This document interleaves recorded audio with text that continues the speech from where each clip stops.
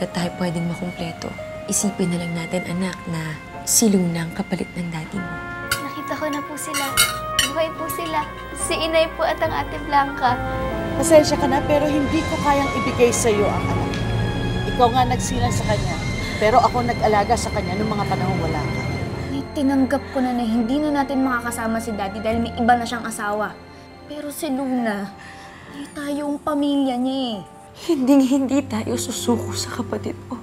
Totoo ba yung sinasabi ninyo? Kahit na si Joaquin muntik na mapahamak ng dahil sa kanya. Pero mag-aang loob ko dyan kay Luna na yan. Iniisip ko pa rin sina Ate Blanca at Inay. Dalawin mo na lang kaya yung nanay at kapatid mo. Paano naman si Ima? Kung totoo nga yung sinasabi ninyo, mag-iingat na lang tayo. Hindi rin maganda yung nangyari sa akin sa Encanto niya.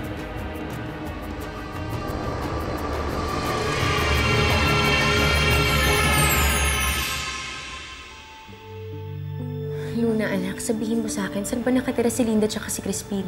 Ako na mismo ang makikiusap na hayaan ka na nila dito sa amin.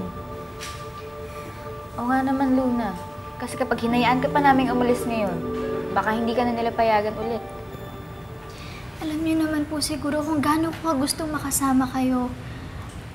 Pero hindi naman po kasi ganun kadaling iwanan sina Ima. Masama na nga po yung loob sa akin ni Ima eh.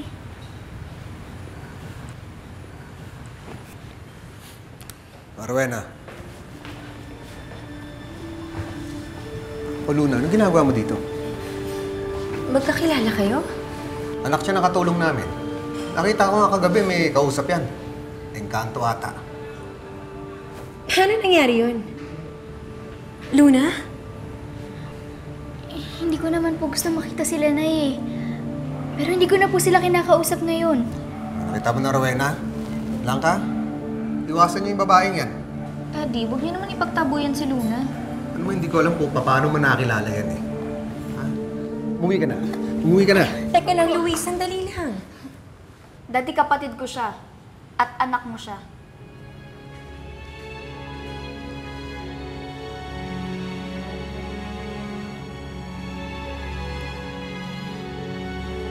Anak ko si Luna. Oo, Luis. Kakambal siya ni Blanca. Inakala namin namatay siya dun sa buho. Hindi ko naman alam na meron palang ibang nakapulot sa kanya.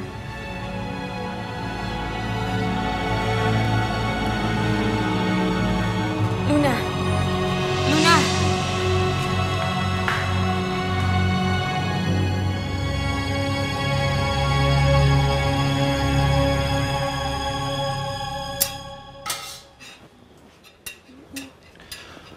Wow, ang sarap. Oh.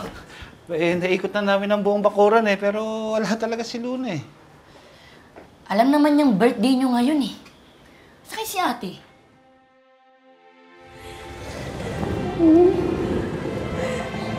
Alam ko, isang araw pa lang kita hindi nakikita, pero parang tagal na.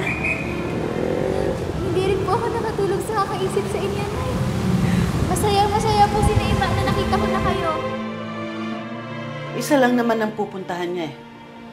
Yung nanay niya at saka yung kapatid niya. Mas mahalaga sila kaysa sa birthday ko.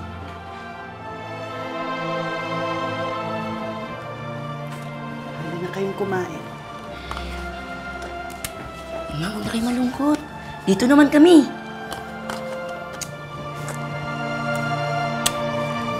Paghahanda ko na lang kayo. Wala tayo. Anak ko si Luna. Ba't ang layo ng itsura niya kay Blanca? Hindi ko rin maipaliwanag, Luis. Pero talagang nanggaling siya sa sinapupunan ko. Kasabay siyang isinilang ni Blanca.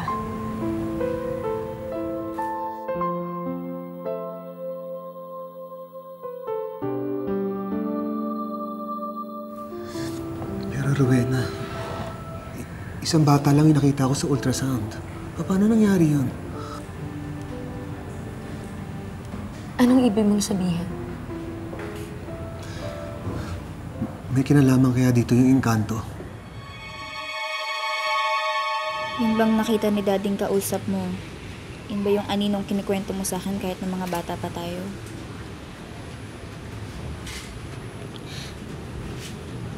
Ate, wala naman akong kasalanan eh. Hindi ko naman sinasadyang pumasok sila sa buhay ko. Alam ko yun. Pero sana iwasan mo na rin.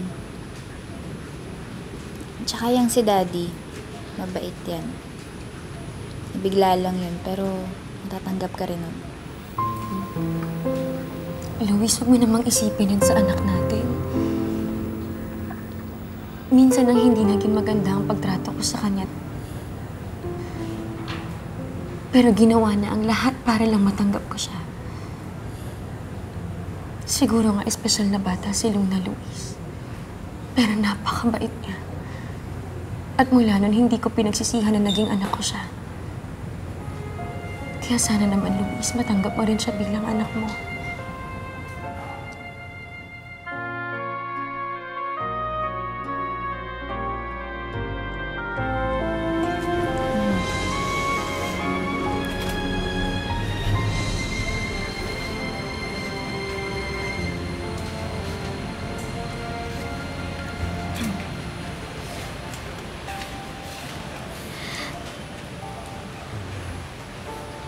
Luna.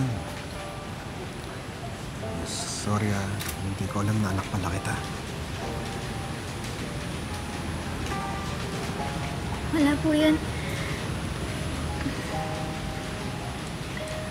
Sino ba naman po yung maniniwala, di ba?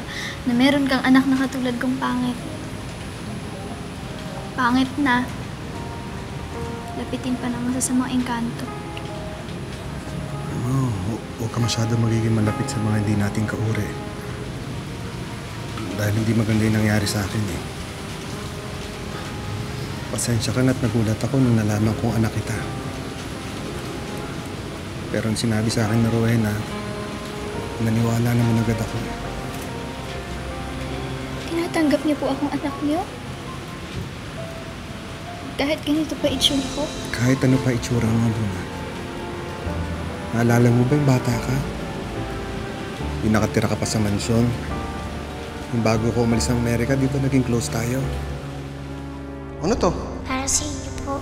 Ginawa ko po yan para hindi niyo na po ako makalimutan.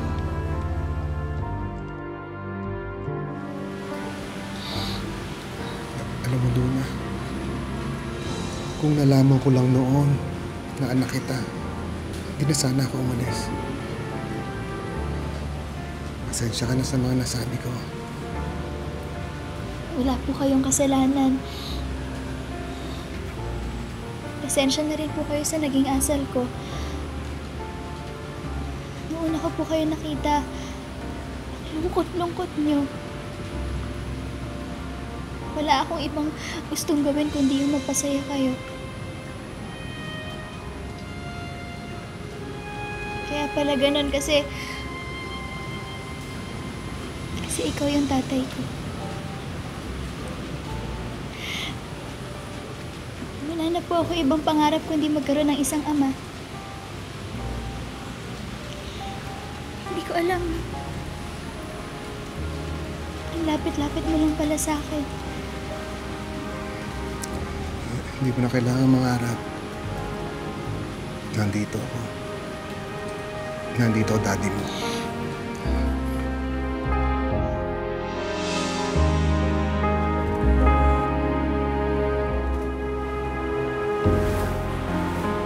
Buo na kayong mag-aama.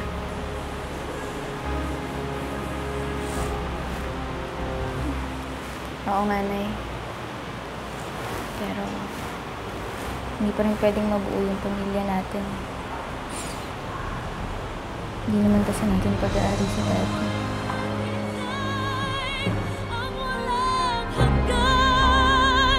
Hanggang makilala mo ako ang iyong mahal. Baka ko matutuhan kita'y kalimutan. Baka pangako ko'y dumating sa kailanman. Sana'y maghintay ang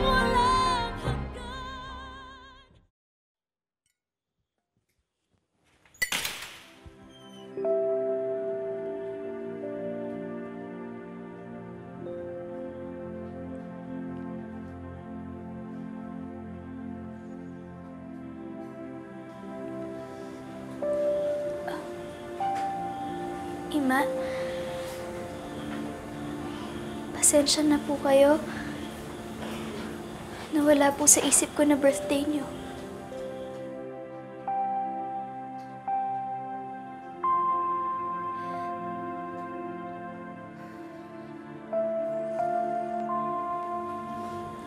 Nakakapanibago nga eh.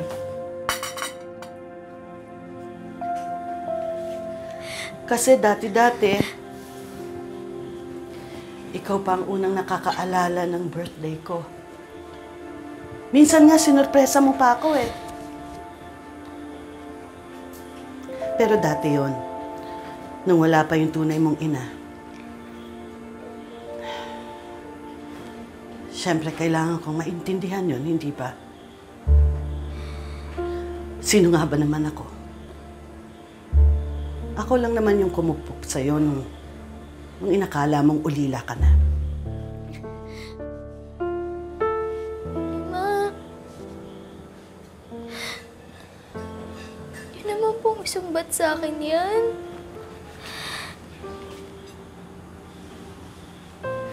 Kahit kailan, hindi kita sinumpatan. Kahit kailan, hindi ko ginawa sa'yo yun. Kasi mahal na mahal kita. Kahit na napakadali sa'yo, nakalimutan na minsan, naging isang ina ako sa'yo sa loob ng mahabang panahon. Hindi po totoo yan, Ima. Kami po bago ako matulog, nagpapasalamat ako sa Diyos na dumating kayo sa buhay ko. Kasi dahil sa inyo, naging maayos ako. Pero iba na ngayon. Nandiyan na ang tunay mong magulang.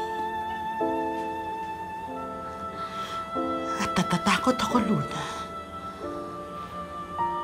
Natatakot ako na baka isang araw, bigla ka na lang hindi bumalik dito sa amin.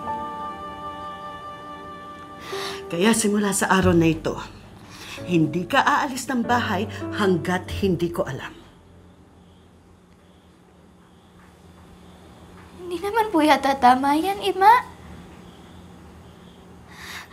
Nakita niyo po ako kung gaano ako kalungkot nung nawala si Inay at Ate Blanca. Oo, dinamayan niyo ako, inintindi niyo ako. Pero ngayon, bakit kayo nagkakaganyan? Bakit parang pinaparamdam niyo sa akin na sana hindi na lang sila dumating? Na sana hindi na lang sila bumalik ulit? Bakit ayaw niyo ako maging masaya? Bakit ang damot-damot niyo?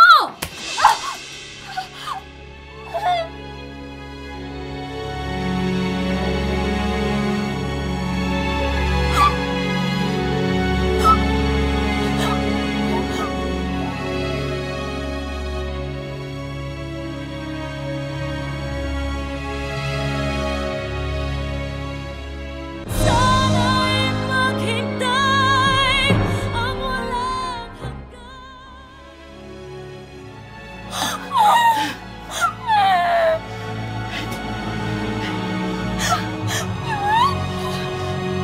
Hindi ko sinasadya.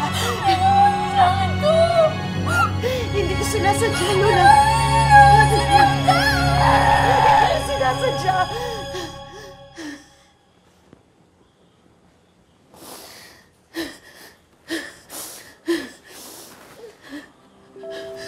Linda.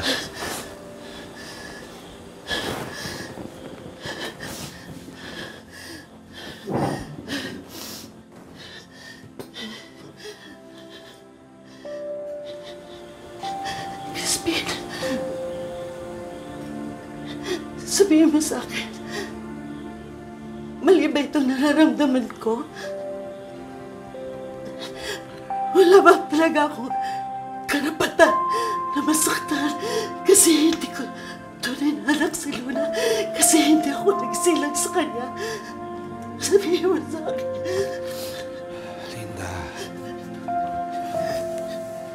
Linda, minahal at itinuring nating tunay na anak si Luna.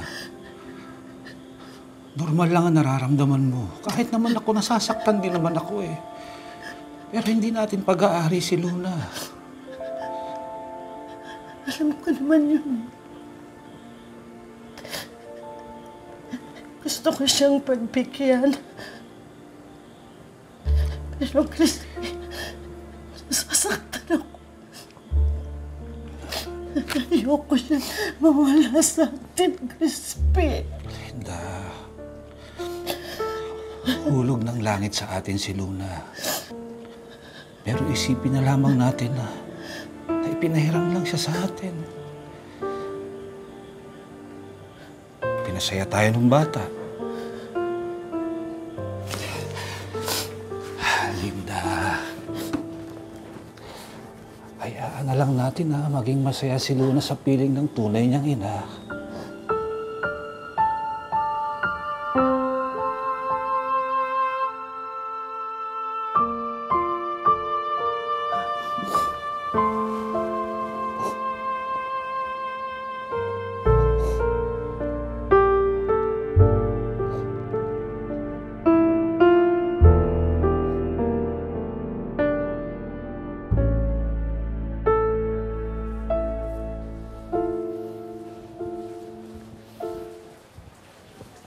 Ima, ano pong ibig sabihin nito? Magbihis ka.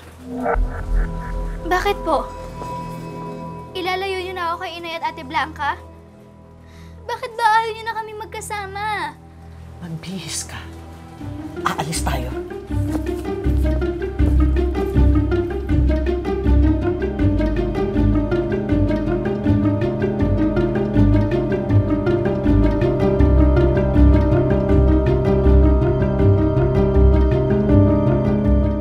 Sana'y maghintay ang walang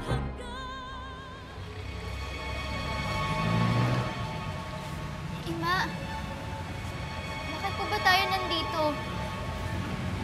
Ano pong ginagawa natin dito? Ima, saan niyo ako dadalhin? Hintayin na lang natin ang tatang mo. Ima, huwag niyo naman ako ilayukin na Inay at Ate Blanca. Parang awa niyo na po.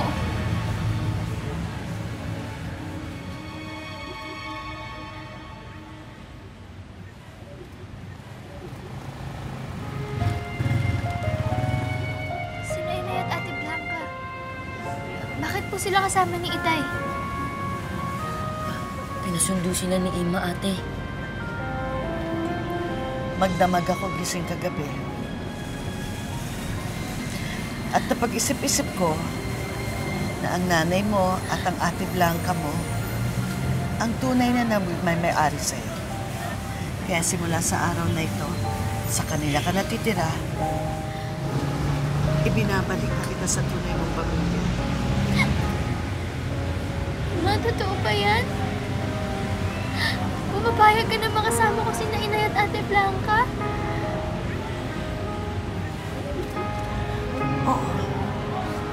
Dahil alam kong sa kanila mas liligaya ka, anak.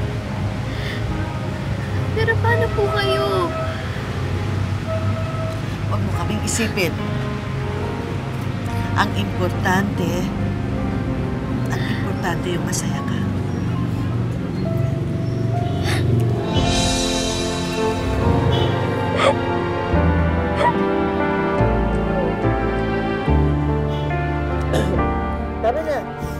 Tama na, baka kung saan pa mapunta to. Kaya bili na kita.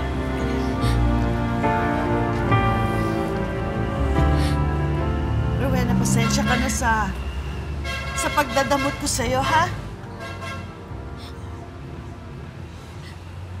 Alam ko kung gaano ka kasabik na makasama si Luna.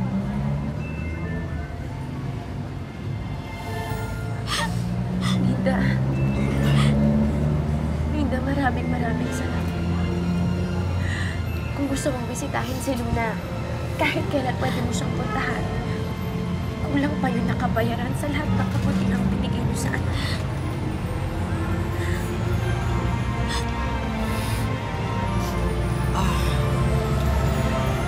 Alam kong mas maaalagaan mo siya, Rowena, kasi ikaw ang tunay niyang ina. Pero gusto ko magpasalamat sa'yo kasi nagsilang ka ng isang bata na nagdulot sa amin ng kaligayahan.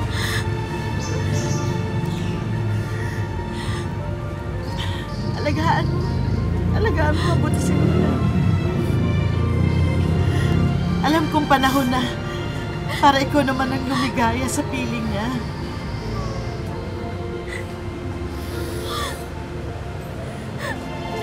Buena. Alagaan mo ang anak natin, ha?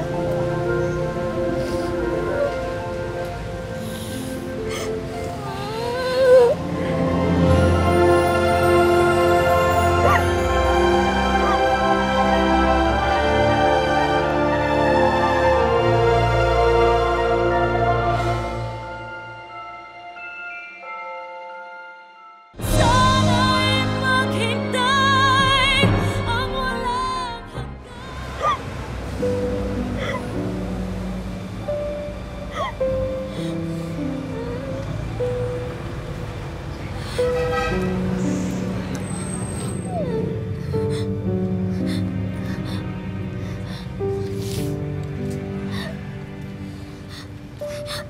Ima! Bakit ka ba sumunod? Ima, sorry po kung napasama ko yung loob niyo. Sorry rin po kung iiwan ko kayo. Ano ka ba?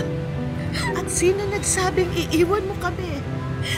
Andito ka lang naman sa San Sebastian eh. Magkikita pa tayo. Pangako ko po sa inyo, lagi ko po kayo bibisitahin sa mansyon. Basta anak, magpapakabait ka. Alam kong mabait kang bata. Pero ang gusto ko, mas lalo kang maging mabait sa nanay mo at kay Ate Blanca mo.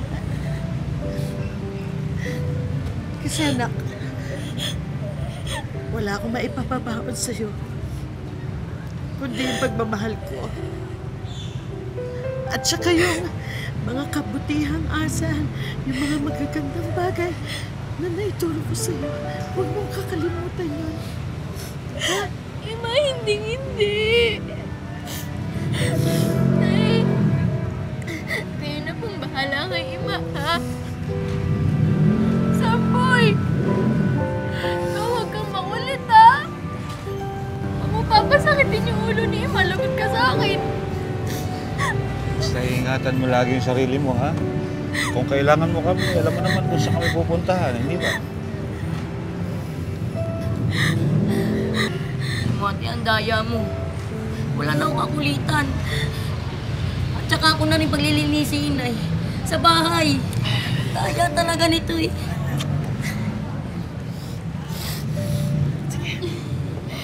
Kahit po hindi ko naman kayo kasama, kasama pa rin po kayo sa dasal ko. Kasi kahit pangit yung tingin sa akin ng mga tao, tinanggap at minahal niyo pa rin po ako. Kaya habang nabubuhay ako, hindi ko kayo makakalimutan.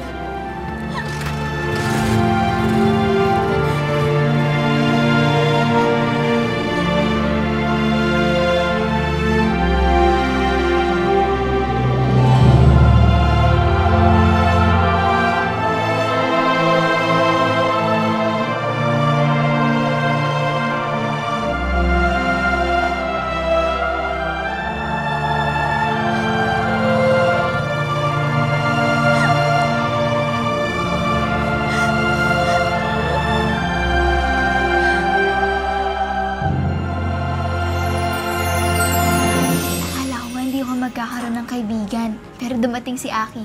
Siya lang yung lalaking naging mabait sa akin buong buhay ko. Ay, parehas pala tayo eh. Yun nga lang, yung sa'yo mabait, di ba? Aki! Ate, kilala mo siya? Siya si Joaquin, yung kaibigan ko. Siya rin si Aki. What if siya talaga yung gusto mo? Siya yung... Siya yung bubuo ng buhay mo. Kung siya na lang ang tao magpapaligaya sa buhay mo, isusuko mo ba?